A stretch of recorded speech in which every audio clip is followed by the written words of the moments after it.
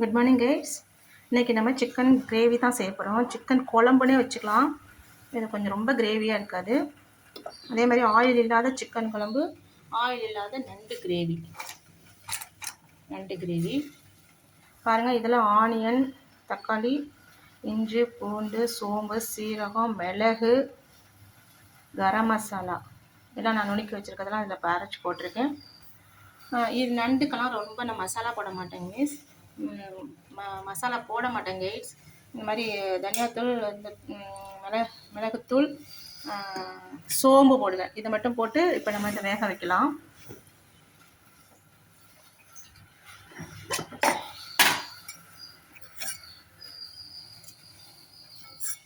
பாருங்க, சோம்பு போட்டிருக்கேன் நண்டுக்கு. தக்காளி, ஆனியன், வெங்காயம் போட்டிருக்கேன். சில்லி பவுடர் போட்டிருக்கேன். தனியா பவுடர் போட்டிருக்கேன். அதே மாதிரி சிக்கனுக்கு தனியா பவுடர்,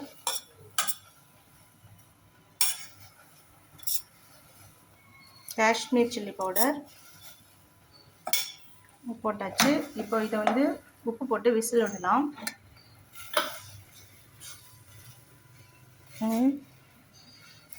கல்லுப்பு போட்டாச்சு. எல்லாம் ஒன்றா வேக வச்சிட்டோம்னா நம்மளுக்கு அந்த ஆயில் ஊற்றணுன்னு அவசியமே இல்லை கைஸ். இது பாருங்க, இதுக்கும் கொஞ்சம் உப்பு போட்டாச்சு நண்டுக்கு. அந்த காலத்துலலாம் பாட்டியெல்லாம் இப்படி தான் கைஸ், ஆயிலெல்லாம் ஊற்றாமல் சும்மா அப்படியே அள்ளி வச்சு கொதிக்க வச்சு இறக்குவாங்க. இதை இப்போ மூடி வைக்க போகிறோம். இங்கே என்ன இருக்குன்னா லெமனும் கொஞ்சம் இஞ்சி துண்டும் போட்டு கொதிக்க வச்சுருக்கேன். இதை இப்போ ஒரு டம்ளர் தண்ணியில் போட்டு குடிக்க போகிறோம்.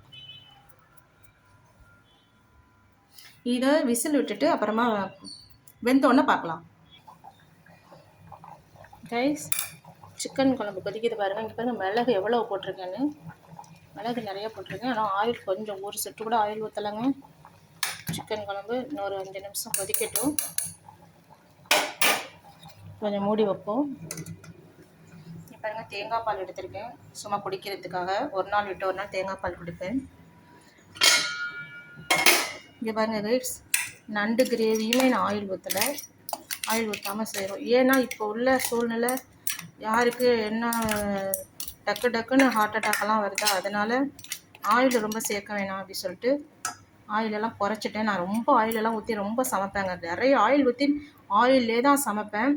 ஆனால் இப்போ வந்து ஆயிலெல்லாம் குறைச்சிட்டேன். இப்போ கிரேவி எண்ணெயெல்லாம் ஒன்றும் தெரியல பாருங்கள். எண்ணெய் ஊற்றி செய்கிறோமா, எண்ணெய் ஊற்றி செய்யலையான்னு கூட யாரும் கேட்குறதில்ல. ஹஸ்பண்டு சன்னெல்லாம் யாருமே கேட்குறதில்ல. அதெல்லாம் சாப்பிட்றாங்க. ஆயில் இல்லாமல் சமைங்க கைஸ். ஓகே, அது ரெடி ஆனதை பார்க்கலாம்.